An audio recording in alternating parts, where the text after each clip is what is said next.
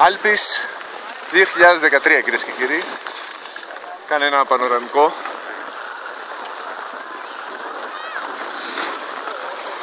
Και ο κορυφαίος δωδεκανήσιος σκιέρ Τάσος Μανέτας είναι εδώ για να επιβεβαιώσει τη φήμη του. Ο κόσμος έχει μαζευτεί τριγύρω. Θα έχει μάλλον τη Λόιτε.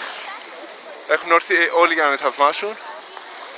Μόλις έχω τελειώσει με τα αυτόγραφα και σε λίγο θα ξεκινήσω την κατάβασή μου. Απέναντι το Άιγκερ με είδε και ήλιο σε βορεινή όψη. Και σε λίγο θα θαυμάσετε ένα μόνο δείγμα της απαράμιλης τεχνικής μου.